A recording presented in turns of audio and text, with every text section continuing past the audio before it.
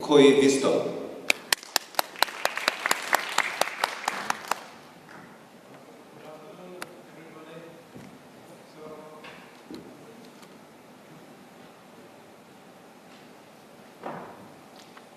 Okay, good afternoon everybody. Good afternoon. I am currently working for the school actually, and but before that I have been very much interested in computer programming also. So actually my point of view in this speech is a bit different from the others because I'm a bit more concentrating on the school administration. We have the motto in this conference, opening our future together. So I think also the school administration has something to give and contribute to this kind of future education. Personally, I'm very much interested in not only in computer programming and computer program software, but also history. And as an administration, I would like to have some slides about the history of education in Finland. So as you see in this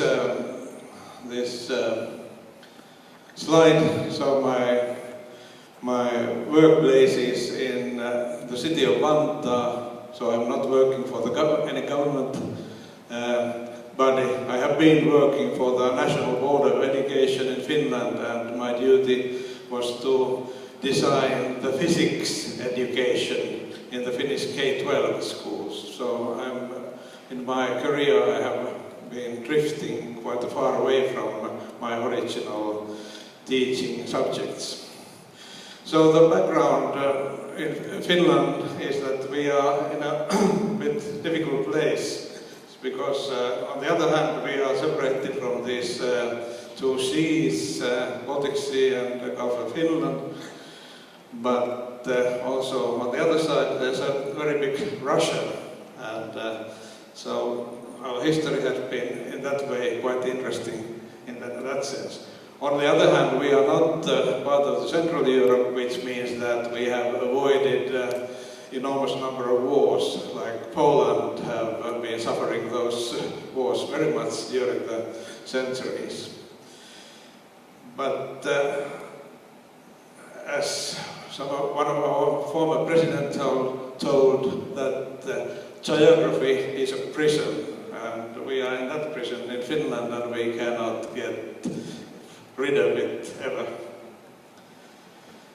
Somehow we have been also successful in this international OECD PISA assessment, and it's a big mystery for us also. So nobody in Finland has ever been expecting this kind of result. So, but of course after a few PISA results and the results are approximately the same, so we are quite happy about it. But the difficulty is that we have to know why this is happening, and when we are designing our new school, it is really important to know what are the kind of indicators that create a successful education. Just now we are in a really interesting phase of our education development, because we are implementing now the new framework curriculum for K-12 education. But a few slides about history. So Finland is a very sparsely populated country. It means that we have a serious demand of finding a way of communicating, and this optical telegraph in the picture is, I think, the first digital communication device which have ever been invented, because you see those small flaps up of the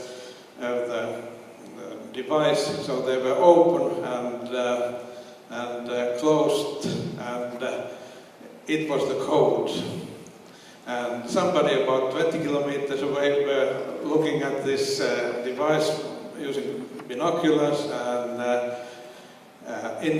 decoding the message. So I think this device was first implemented in France, but it was very much used in Finland and Sweden. And it's really, the kind of bit rate is really slow. I think it was about 1 bit per 10 seconds, but still it was possible to, especially the Swedish king was using it. So he was sending message to his governors all over the country. The device experienced a sudden death when it happened that the Denmark troops attacked Sweden, and this device failed to send the information to the Swedish king, so he decided that they will be demolished all these stations and he will use some other means, which means that somebody's riding horse around the country.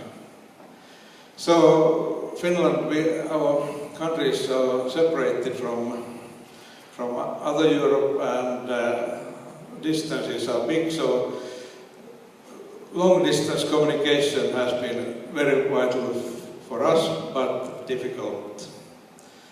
So it means also that whenever there came possibilities to use computers in sending messages, we adopted in Finland these devices very fast.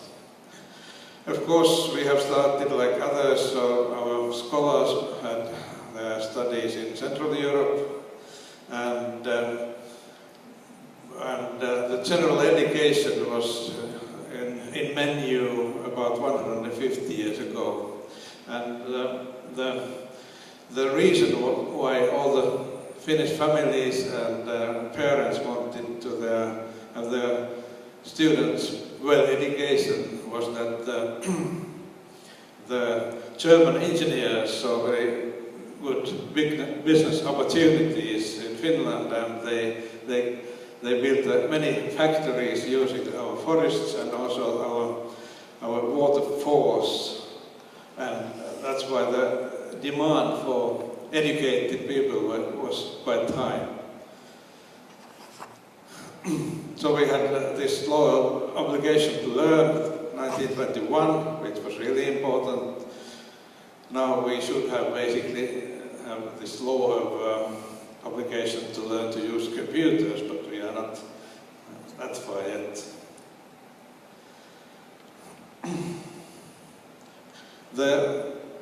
The idea of Finnish education is very much that kind of idea that the people and villages are building the schools for themselves. It also means that the computer education is easy, I think, in Finland, because the families are so eager to buy computers for their children and provide them with networks. This is another interesting, because the nerds in Finland, they need a lot of energy, so we have this kind of act of free school meals in 1948. Wow. So until 1970 we have this parallel education system, which was good until that, but on the other hand, we got ideas from Sweden again, so that this system violates the equality in education, and therefore we were following the Swedish model, and we created a kind of comprehensive basic education. So this is a very important strategic decision in our country, that we will support all the pupils and students to be able to achieve a diploma from university, applied science university or vocational institute. So everybody should have proper qualifications to be productive members of society. So the other possibility would have been, which is done in some other countries, that we are searching for the brightest stars in the schools, and we are expecting them to be the persons who save the country by leading the country to success. But the first strategic decision was what we are doing. We have been creating and modeling our education system quite many years, and it seems to be that now we have reached to some kind of target, because a student or pupil, when going to the education system, always have a possibility to go as far as his skills enable him to do. So every child has basically the possibility to be a doctor after a few years. So there won't be any dead ends in the Finnish education. Also, secondary education is modeled that way, because we can have this academic secondary education and also vocational education. So they are open all the students, and they know if a student selects to go to vocational education, so he can still or she can still go to university and reach to a doctor's degree. But then the catastrophe was happening in 1993, because until that we have had quite active teaching in programming. So we had really big programs in 80s to teach and educate qualified teachers in programming, but and the students in the schools, they were doing a lot of programming. But in 1993, the Minister of Education decided that computer programming is old-fashioned in the Finnish education, and she made a decision that the computer programming should be removed from the national curriculum and implemented into other subject areas. So I think it was really unfortunate decision, because of course if a teacher is teaching history, so it's really difficult to imagine how the teacher can at the same time teach computer programming. So it was this decision was made in 1993, and again we were reforming our national curriculum. It happened 2003 again. But just now we have another round of reforming our national curriculum, and it seems to be that we will have computer programming in our schools starting from August next year. So I'm very happy. I was working for the National Board of Education, which is doing the national framework curriculum, and I tried for many years to have computer programming in the national curriculum, but I failed, unfortunately.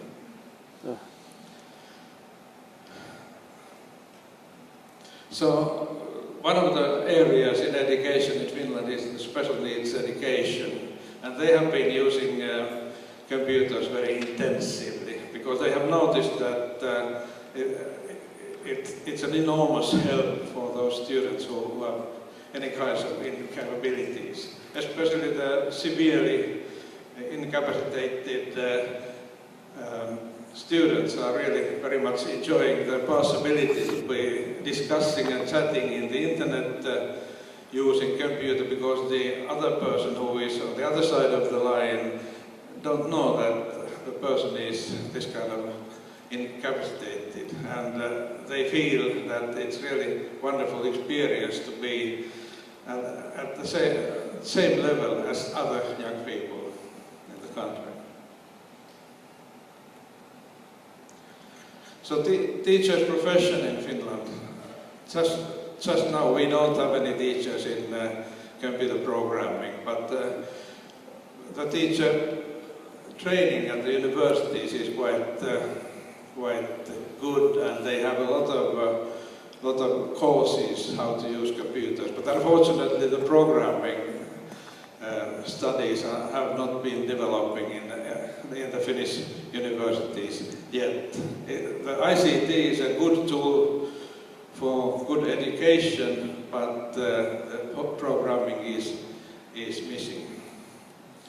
At the moment, the innovation is very much encouraged and emphasized in the Finnish universities and teacher training, so that the teachers who are qualified from the universities, they know that they should be innovative, and the schools are expecting them to be innovative.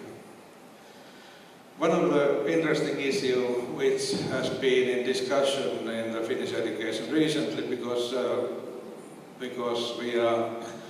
we are discussing about this concept of power distance. It's Gert Hofstede, I think the person is from Netherlands, but he has introduced this concept of power distance. It means that in school, that if power distance is very, very big, so the headmaster is like a god in the school, and the teachers are also very high, but the students are very far away from the teachers. So this kind of very strong hierarchy means that the information flow to the various level is strictly regulated, and also it causes difficult to the innovations to spread. There's Everett Rogers in the USA has been starting this discussion about diffusion of innovations, and it's connected to this issue of power distance. So in Finland we consider that our kind of power distance in our society is quite low, so it means that all the members of the school community, they can discuss very easily to each other and exchange ideas and create teams to study and create new innovations. Also the teachers are very much encouraged to create new educational innovations and test them. When I was working for the government, I was financing several hundred of this project to create new innovation in the education. But in this slide, it's obvious that there are many countries who have very high power distance and also very low power distance index. So the national idea is that the power distance should be low, and all the members of the school community should be able to very easily and directly get in touch to any other person in the school society. So also this is applied to the kind of ideas to export to other countries, because many delegations are visiting continuously our country, and they want to copy the Finnish education system to their own country. But it seems to be that this Hofstede's idea that about cultural dimensions also means that it's really not very easy to export any ready-made model of education to any other country. It's, the probability to fail is very high.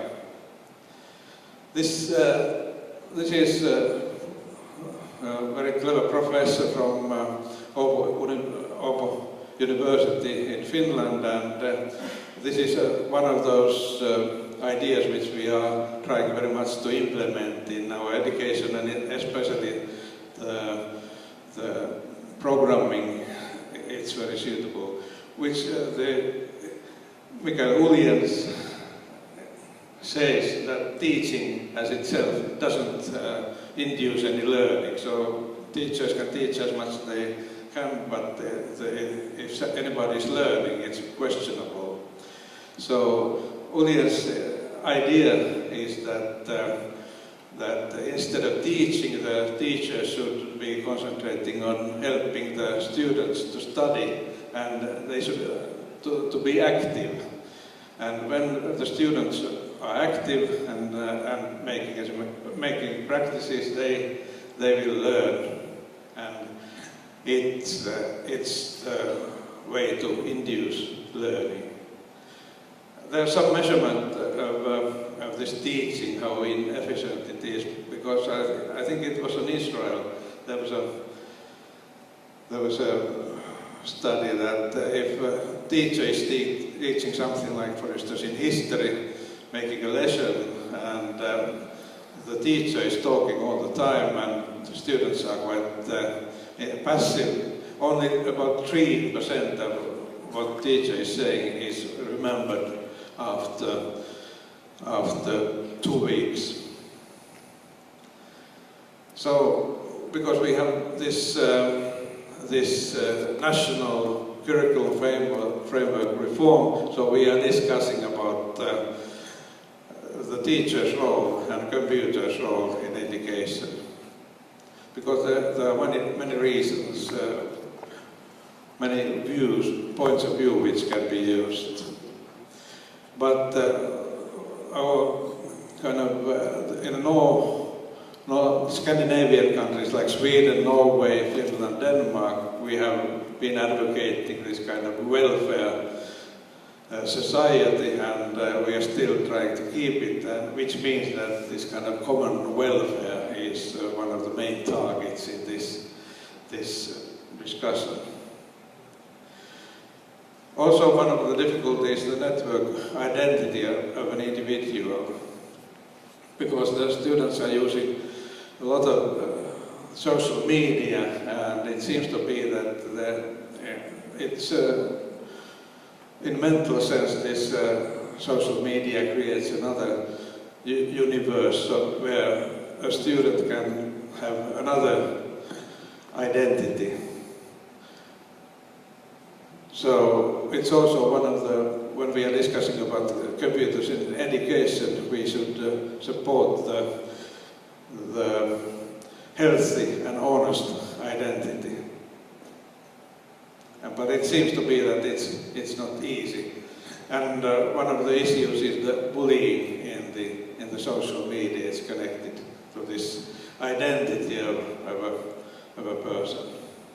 So we have several strategic questions just now in our curriculum reform, especially what is important in education. And one of the proposals is that we should increase a lot of art education, because it seems to be that when pupils or students are doing arts, their maturity increases a lot. And also we are discussing about teachers. What are the qualifications of teacher?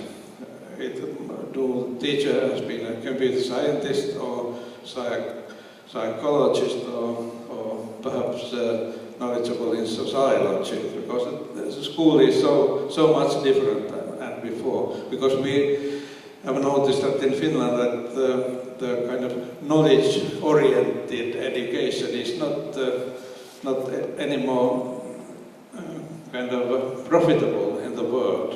If we know everything we are like a very knowledgeable engineers, and we are trying to sell our products to other countries, so that nobody will buy it. So we have again adopted ideas from Norway and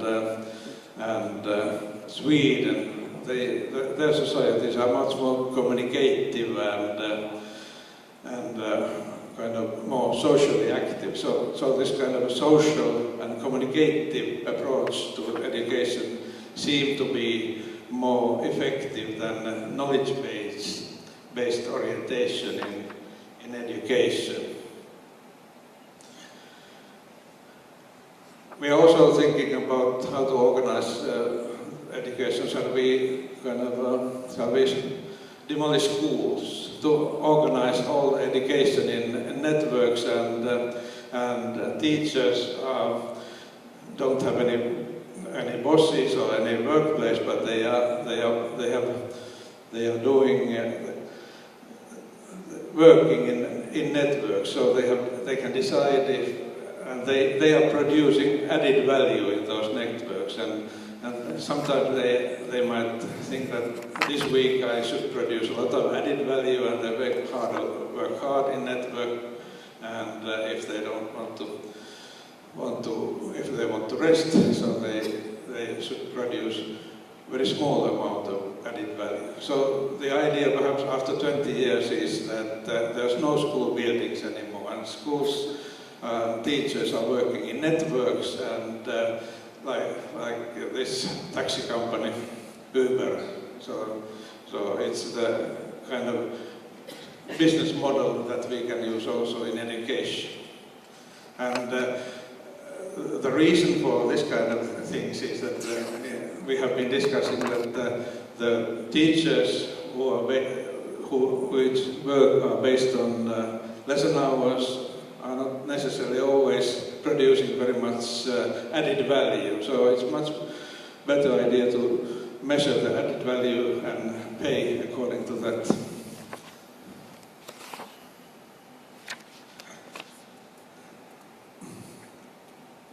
We are thinking that we should create new methods of using computers and networks in education, and the general idea is that those lessons should be very, very enthusiastic and opening new worlds to the students. So we say that learning should be an explosion in students' head. So our duty as teachers is to induce these explosions. So we have the idea that just now we have a possibility to go to completely new school where the computers are very much integrated in education. And this new school means joy of learning, and also that students should also have a personal life without computers, because it seems to be that computers or mobile phones and smartphones are occupying too much in students' brains. So this last sentence is very important, and I have some pictures of my spending some joyful life last summer. There's my grandson who is swimming there, and also nice views from the summer cottage in the middle of Finland. Thank you. We still have time for a couple of questions, if you have any. 여기 질문이 많아서 죄송합니다.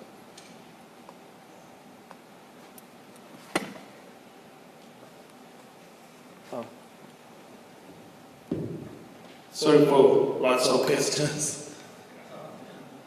그 두 가지가 있는데요. 하나는 컴퓨팅 싱킹이 그 페이지는 57페이지 아래입니다. 컴퓨팅 싱킹이 그 건강과 그 아이덴티파이를 그 지원해 준다고 그랬는데 그 그 컴퓨팅 시킹을 보는 여러 정의가 있습니다. 이거는 어디에서 이런 생각을 하셨는지 그게 궁금하고요. 두 번째는 59쪽 그 위에서 핀란드의 해결책은 거기 세 번째 모든 학생에게 스마트폰을 주고 와이파이가 모든 곳에서 가능하게 된다라고 했는데 학교에서는 한국에서는 보안상 때문에 못하게 하는데요. 그 학교에서 와이파이가 되는 환경인지 어떻게 해결하시는지 궁금합니다. Thank you for the presentation. I have two questions. So he specifically pointed out the page of the presentation. So if we could just look back on the page 57, where I think you know it. You actually mentioned that computational thinking should support a healthy and honest identity. In your presentation, page 57, last sentence says computational thinking should support a healthy and honest identity. Right, so he would like to understand more about this sentence because definition of computational thinking could be it's a little different from his conventional idea about it. And that's the first question. And I think the second question is when page 59 says for the Finnish solution is practically all students have a smart mobile phone and Wi-Fi is available almost everywhere. But in Korea, for the security issue, Wi-Fi is not available in the school. So how did you deal with this? Okay. So you were asking about the kind of whole honest identities. Yeah. So of course, it's also a very historical issue because, as I told you in the beginning, the Finnish families have been living very separately, and they have been, for instance, they have to travel long distances with their families and leave their house, for instance, alone for a long time. So it has been somehow very important that people can rely on each other. So it makes life very easier. And the punishment, which if somebody is not reliable, is kind of losing face, is very bad issue in Finland. So if nobody trusts, there's a person who nobody trusts, so life is extremely difficult for the person. So it seems to be that this idea has been very kind of good in Finland, and we try to educate our children to be also very honest. Of course, it always doesn't succeed, but we try to do it. And the other was about the security. At the moment, there hasn't been any very difficult situations in Finland, at least in schools, because all the school computers, we have a lot, for instance, in my school, basically every student have a computer, and they are kind of obliged to take them to school also.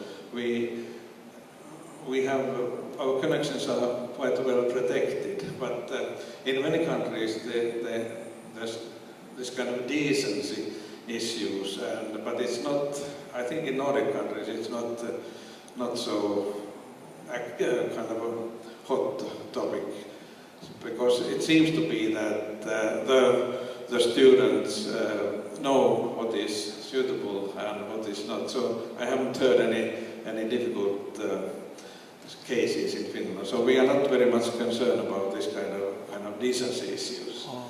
Of course, the kind of security in the sense that malware and viruses, they has to be protected. But I think the schools are protected, and I think all the families also protect their children's computer connections, so that the virus and malware software are not so hot topics in Finland.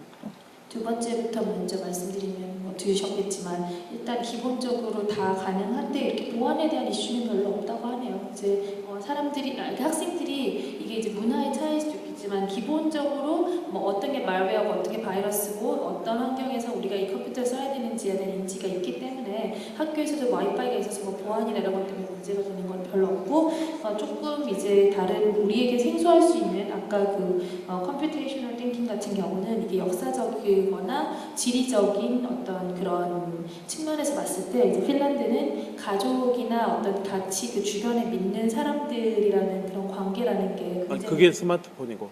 아니요. 첫 번째 컴퓨테이셔널 띵킹 처음에 아니 컴퓨터 띵킹은 말씀 아직 안 하신 것 같은데. 하셨는데요. 하셨나요? 네. 그래서 이제 그게 이제 그러니까 이게 좀 다르게 느껴질 수 있는데 여기는 지리적으로 되게 멀고 서로가 이제 아주 그러니까 한번 어디를 가려면 굉장히 춥고 혹독한 그런 날씨를 견뎌가면서 이렇게 가야 되고 이런 게 있다 보니까 서로 사람들이 믿고 이런 것들이 되게 중요하대요. 그런 컨셉이 이제 좀 있는데 그게 좀 다를 수 있다는 그런 얘기예요. 네, 고맙습니다.